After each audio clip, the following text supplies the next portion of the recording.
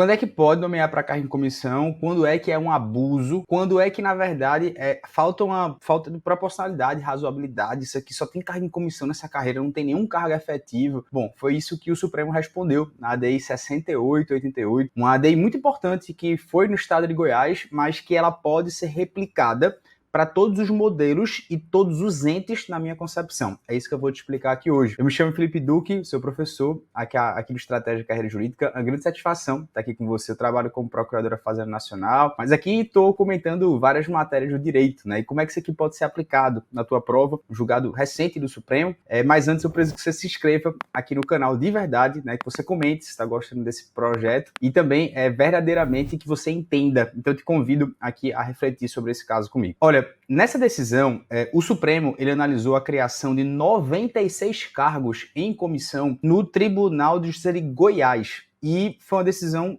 por unanimidade no plenário que ele declarou a inconstitucionalidade de muitos cargos julgados. Professor, por que isso aqui é relevante? Porque esse tema de cargo em comissão, apesar dele ser relevante na prática, ele também cai nas provas, tá? Porque aqui o que a gente vai fazer, a primeira coisa, é entender a base constitucional. A regra do artigo 37, inciso 2 da Constituição Federal, ela diz que para você ingressar no serviço público, você depende de concurso. Esta é a regra geral. Concurso público garante isonomia, impessoalidade, moralidade, eficiência. Agora, a própria Constituição Federal, ela prevê uma exceção a essa regra. Ela está no próprio artigo 37, inciso 5º, que ela fala dos cargos em comissão. E atenção aqui, porque isso é muito cobrado, né? Os cargos em comissão, eles destinam-se apenas, e eu repito, apenas, as atribuições de direção, chefia e assessoramento. Gravem isso. Não é qualquer cargo que pode ser comissionado, conforme essa decisão do Supremo. A Constituição Federal, ela delimita claramente só direção, chefia e assessoramento. Fora isso, professor, concurso público obrigatório. E por que só essas funções podem ser comissionadas? Por que essas funções específicas e elas exigem uma relação de confiança entre quem nomeia e entre quem é nomeado? Será que faz sentido? Será que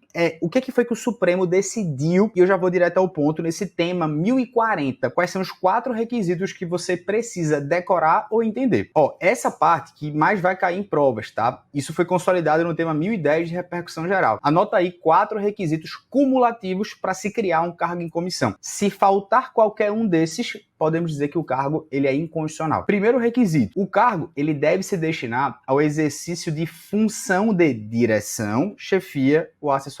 E atenção, não pode ser para as atividades burocráticas, para atividades técnicas ou operacionais. Essa vai ser a pegadinha mais comum que vai aparecer nas provas, que foi o caso de Goiás, que a gente vai comentar aqui. Então, muito cuidado, não pode ser para as atividades burocráticas, cargo em comissão. Segundo requisito, deve haver uma necessária relação de confiança entre a autoridade nomeante e o servidor nomeado. Não é qualquer confiança, enfim, essa é uma confiança necessária para aquela função específica. Terceiro requisito, o número de cargos comissionados, e preste atenção porque isso é muito importante, o número de cargos criados, ele tem que guardar uma certa proporcionalidade com a necessidade de que eles visam suprir, ou seja, e também com o número de servidores efetivos que ali existe. Não se pode, por exemplo, criar 500 cargos comissionados se você tem apenas 100 servidores efetivos, né? Então, criar 500, mas só tem 100 efetivos. Então, isso descumpriria o requisito da proporcionalidade. Quarto requisito, e esse o Supremo,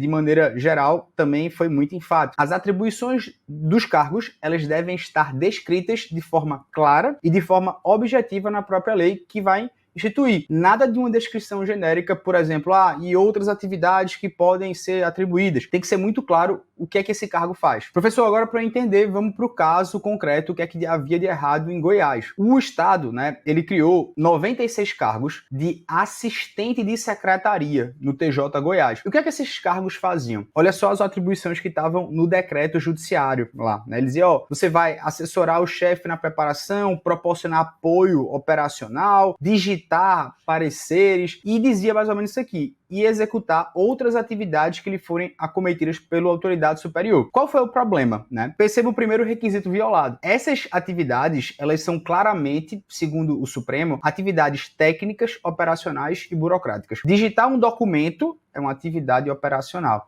Dar um apoio administrativo é uma atividade técnica. Então, não tem nada aqui de direção, chefia ou assessoramento. Ou seja, o primeiro requisito foi violado. E o quarto requisito também foi violado. Aquela cláusula que diz outras atividades determinadas, ela é absurdamente genérica. E o Supremo já disse várias vezes que isso não pode. A lei precisa dizer exatamente o que é que esse cargo faz. O ministro Zanin, inclusive, ele foi cirúrgico no análise, assim, ele disse assim, olha, essas atribuições, elas são destituídas de qualquer conteúdo decisório, estratégico ou até de formulação de política administrativa. Ou seja, são atividades que um servidor concursado faz perfeitamente. E tem mais, tá? Até a própria AGU, que se manifesta normalmente defendendo a constitucionalidade das leis, né? Ela concordou já em outros processos, em casos similares, que esses cargos, eles eram inconstitucionais. Então isso já mostra também o tamanho do problema. Professor, como é que você acha que isso aqui pode cair nas provas? A primeira forma são com questões objetivas muito diretas, né? Que podem vir assim, segundo o Supremo, é constitucional a criação de cargo em comissão para exercer atividade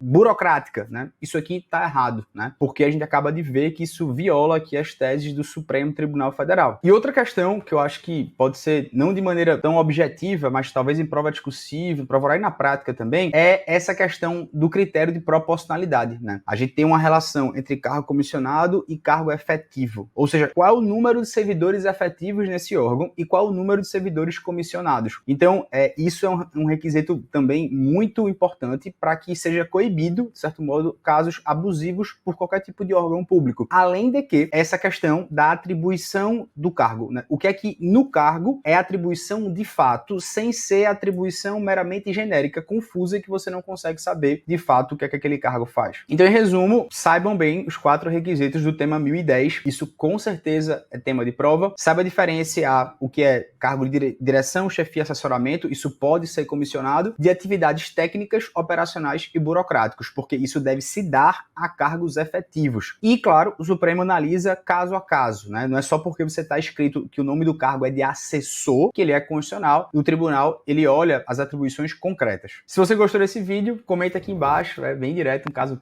bem emblemático aí, acho que vai ter realidade de muitos municípios, estados e órgãos que eu quero que vocês comentem aqui pra gente analisar. Um grande abraço, fica com Deus.